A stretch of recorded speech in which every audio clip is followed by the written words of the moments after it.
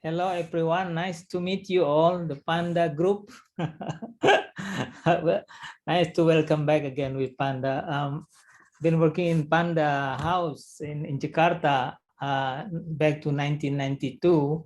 My first career was with WWF. Just then I'm starting with the communication office, and it was very small, only 4 staff at the time. We have only 1 or 2 projects, including the rhino and the badak in Ujung Kulon National Park, which is the last rhino sanctuary in Java.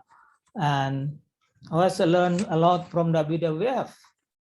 And the things that I learned to connect religion and conservation is also from WWF. And there was a document which is a folder, was not active on the shelves in WWF, called Religion and Conservation. And there was a document called Assisi Declaration. If you back to WWF history, it was established by Prince Philip, of course, during his presidency at the WWF International. So the concern of the importance of religions can help conservation is very long story. Of course, we understand as conservation need follower.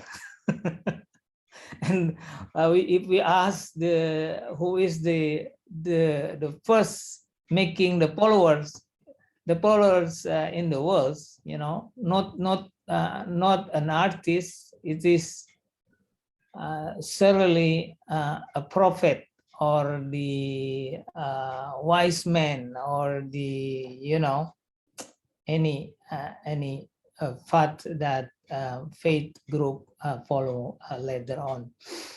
So Muslim is the one up to 2 billion people now with their belief. They almost maybe 60% in South Asia.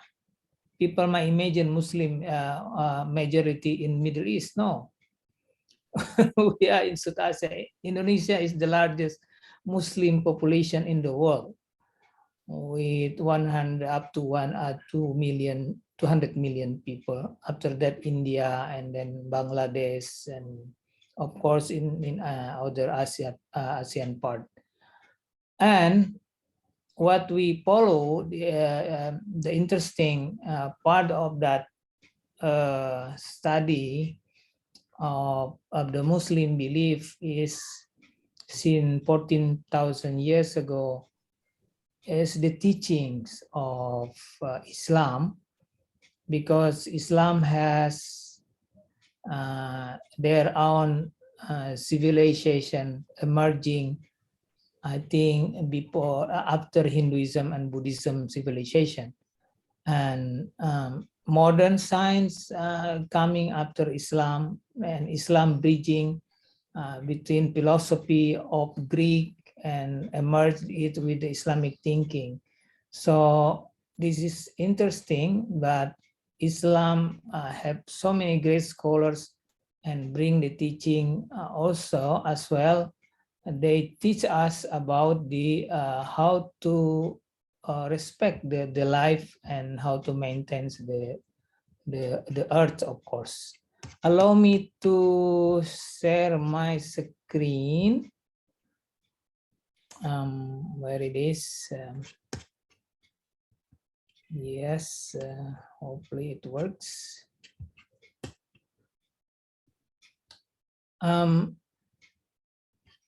Okay, can you see it? Yes. Yeah, I was asked by Bram to explain a little bit animal protection and conservation in Islamic perspective. I will explain a little bit about the Islamic view on the universe, which is very important to understand how Muslims see the universe scientifically. However, you see, like any others, follower in the world, not so many Muslim understand also about this regard. And this is still in Bahasa.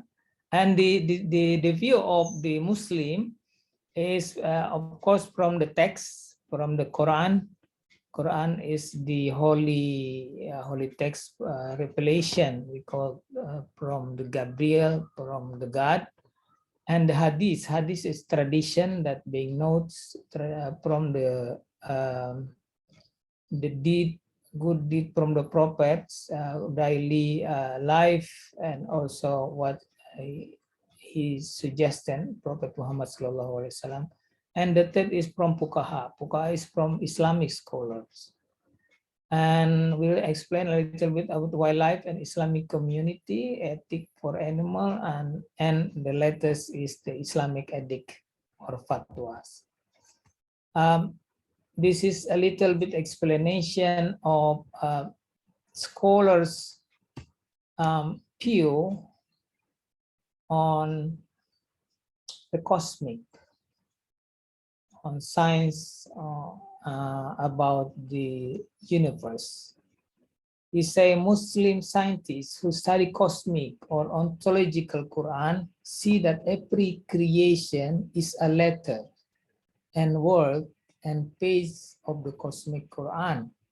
They are well aware that Quran speak of natural phenomena, and even among spirit, the human spirit as a verb which is translated as science.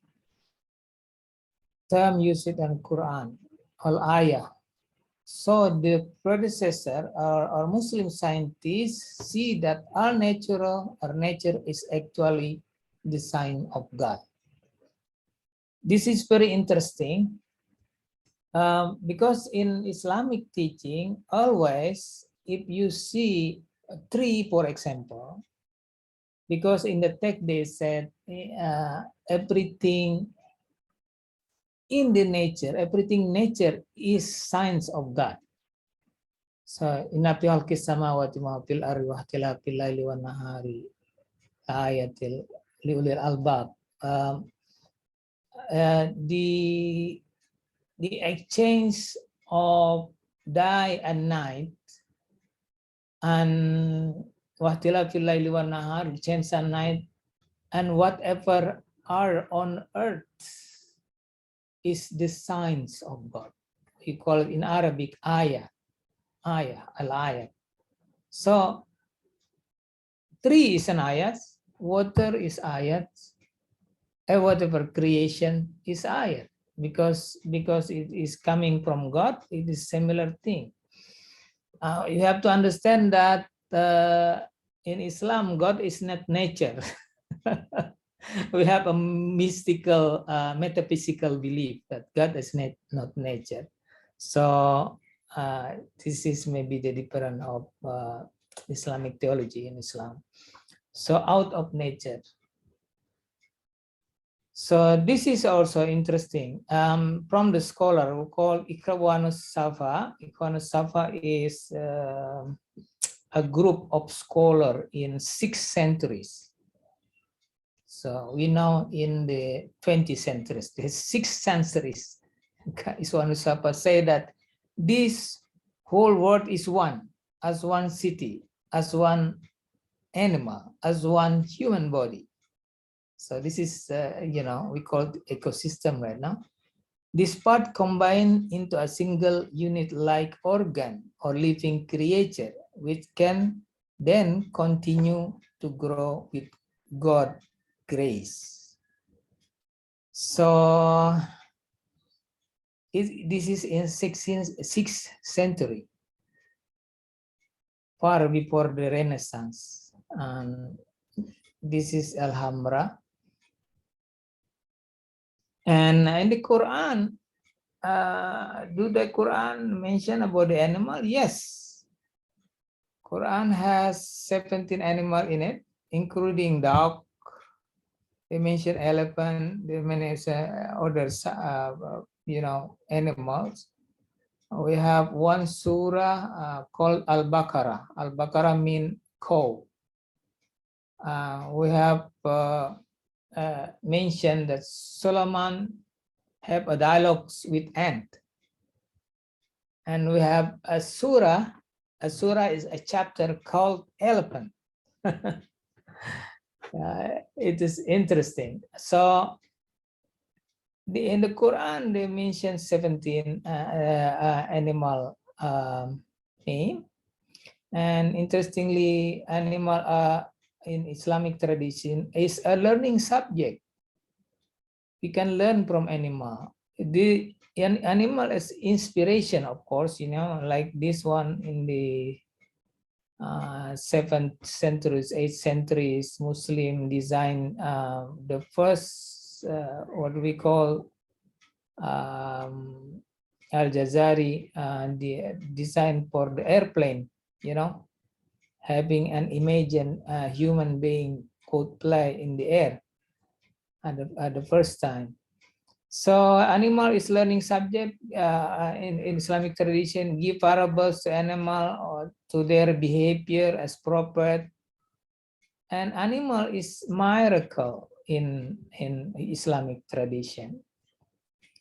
So this is one citation from the Quran that human for the first time learning from animal was narrated in the Quran.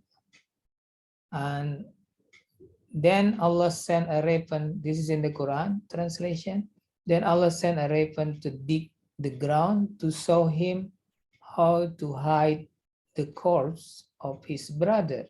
He said, woe to me, can I be like this crow and hide the beauty my brother's corpse? And he repented. This is the story about the son of Adam fighting each other. Habil, which is that one of them was died, and the Habil, which is killed, was inspiring by seeing this crow who which buried corpse, and then inspiring for also buried to bury his brothers from learning from the crow. This is in the Quran in the text, so I think it is an illustration for that. This is from literature, Islamic tradition. Of course, this is coming from Middle East, but then Ibn Qayyim al-Jawziyya, 14th century scholars, quote that the heart is like a bird. Love it is head, and it is on wing a hope and anxiety. Very beautiful citation. Also, Al-Jahid in 8th century said that animals struggle to survive, to avoid predator, and to produce. So it is the starting, or the Muslim scholar is also believed to the natural selection, I think. So it is in 18th century, or maybe 100 century before Darwin. So Muslim also believe with the struggle to survive. This, however, not mention the survival of the species. Natural factor influence organism to develop new characteristic to survive. This factor turn them into new species. Abu Usman al-Bakar al-Khani in Iraq, 800 century, 778 century ago. So Islam is very tame with animal, respect animal. So this is from the Caliph.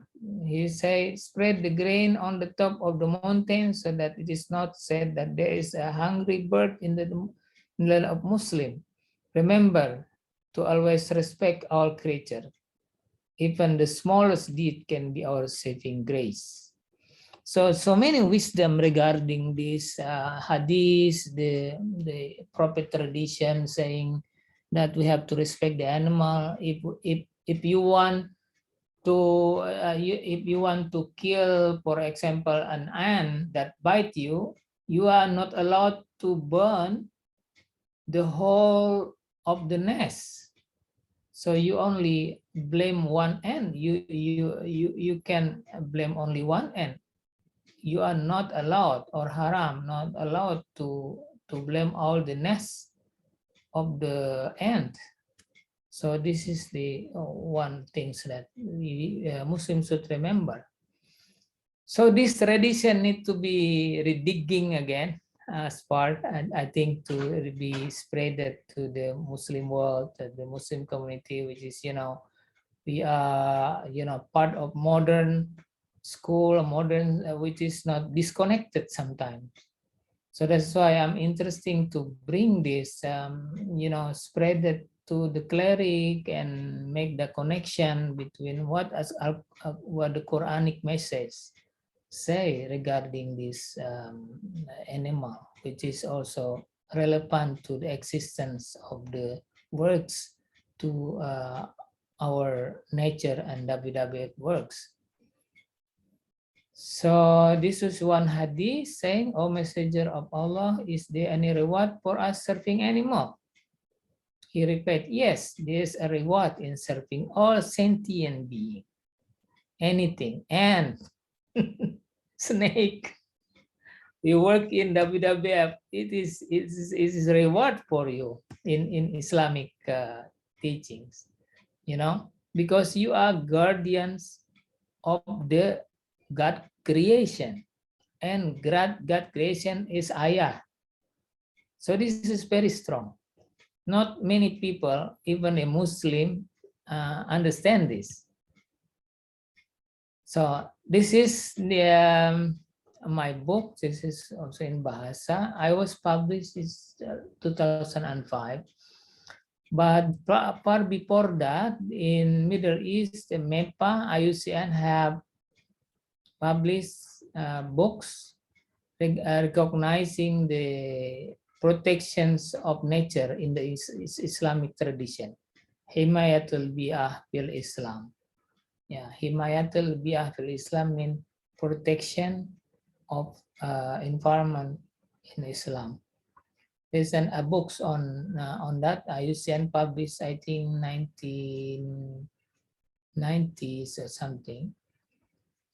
So they published in 3 languages: English, Arabic, and French. I think you can see I still find that in IUCN file.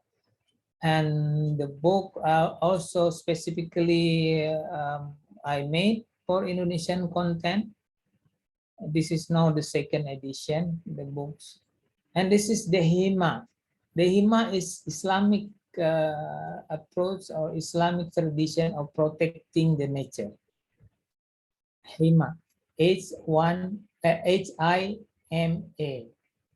Hima, al-Hima, protection of nature in Islam. This is in Lebanon. There's still Hima, 100 of Hima still exist in Saudi Arabia as well, in the Middle East. Because if you ever come to Middle East is barren, only stone and sand. And there are not so many water vegetation ecosystem, only sand and grasses. So that's why it is very rare if you find in the Middle Eastern part, if you find green land, you should protect it, because the bees should be there, and the animal, cattle should be, take place there as well, the water. That's why the Prophet is also protects many of that, followed by Khalifa as predecessor in the Islamic war. And up to now still recognized. It was, very good and being protected by the recognized by conservationists, such as important bird area, So it is important biodiversity area from the protection of the Islamic tradition far before the modern world coming. So Islam was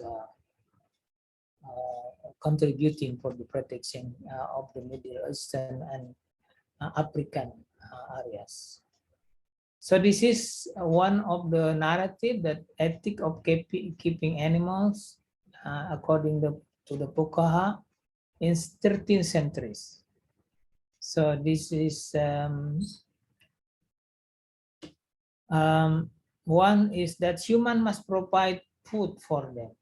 This is for not only for wildlife, of course. This is for the, I think, for the cattle or domesticated animal. That human must provide food even the animal is old or sick, that is considered unprofitable for its owner. So this is the ethics.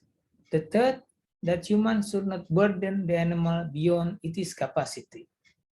So if you have camel or horse, you put something beyond its capacity.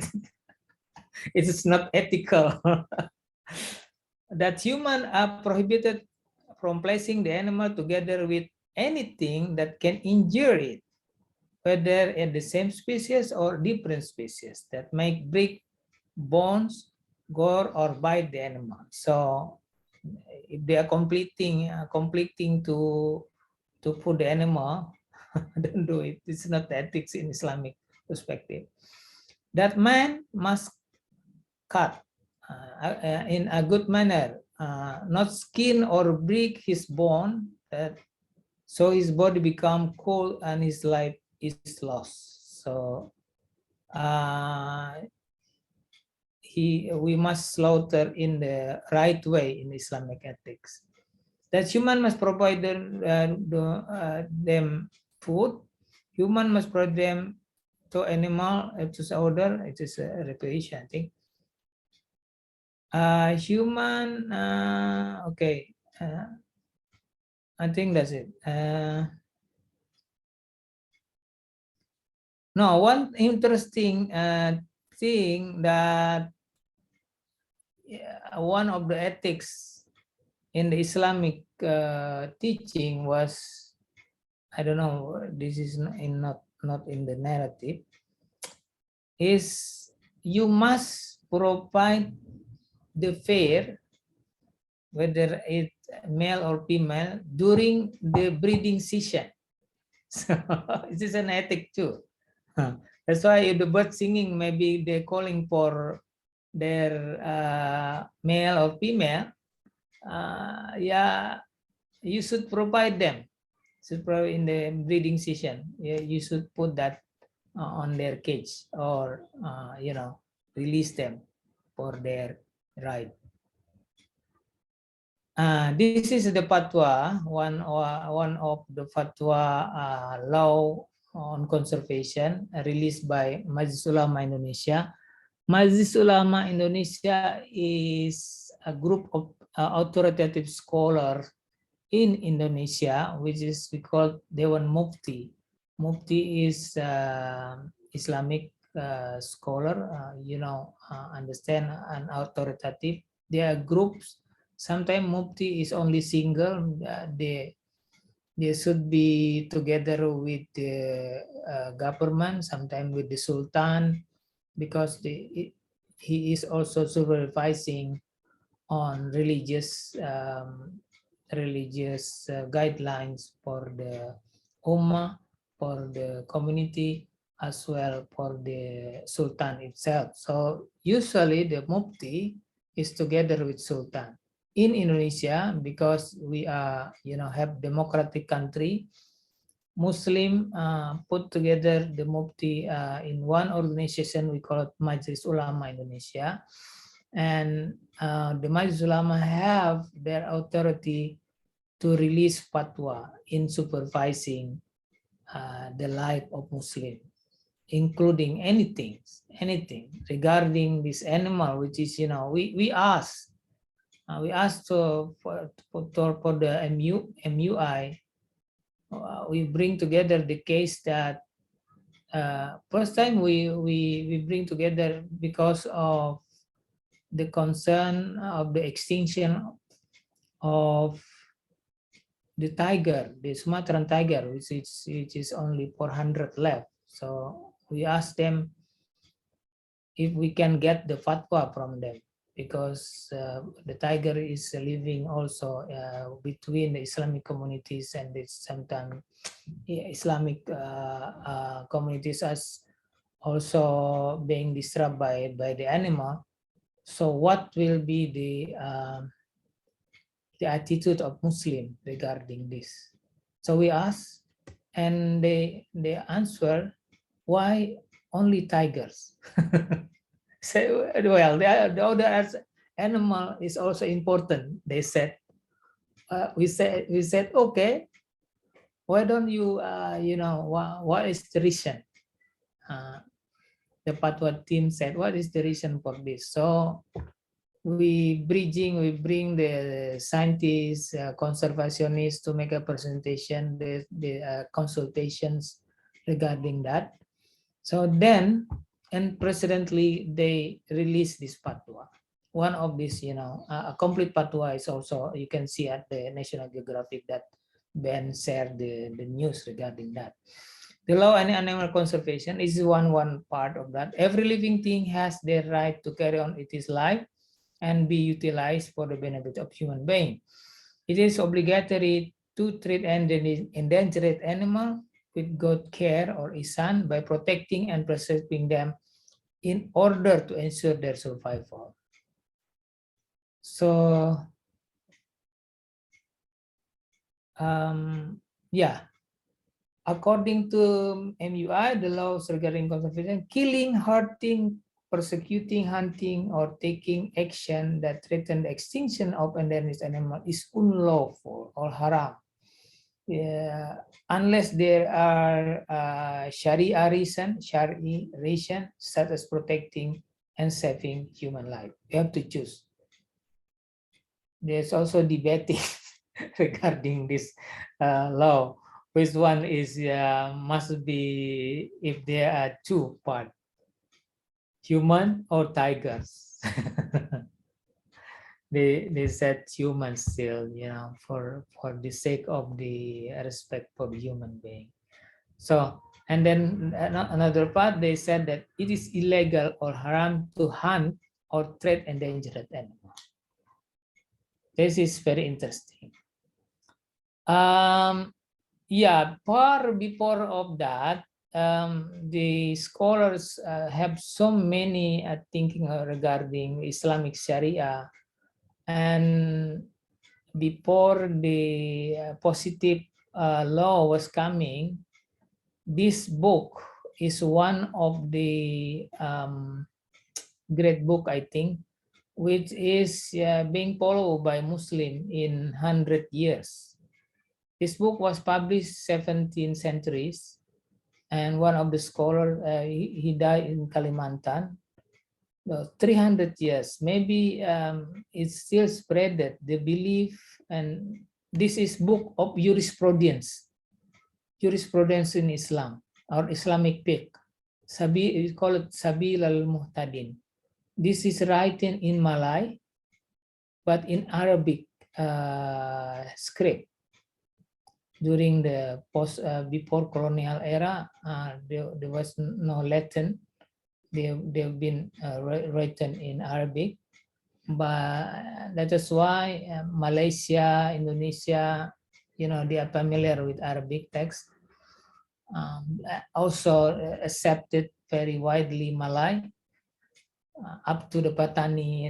I think some of Burmese also written in this, Malay text. They mention about the Sharia. The last chapter of this book was mentioned about the lifestyle and consumption, which is you are not allowed to consume such as, animal, which is haram, for turtle, mangrove crab, marine turtle, we call it bioku bidawang, and water snake, etc. And terrestrial wildlife, they have 73 lists, 26 are halal, and the rest 45 species are haram. This is included orangutan, tigers, monkey, bat, pangolin, and etc. etc. This is haram in this text. This is real help then in Kalimantan for the survival of the monkey and all these primate species, because of that, and in the peripheral, in the coastal area, not in the where Muslim communities live. Because of this teaching, I believe this is potential again to remind people. But the core thing is not because conflicting with hunting individually, but I think now with conflict of the land, opening the land for the palm oil and something, for life. So that is all my presentation. If you don't mind to, you can see also on Instagram, the Facebook of mine, anything you can discuss.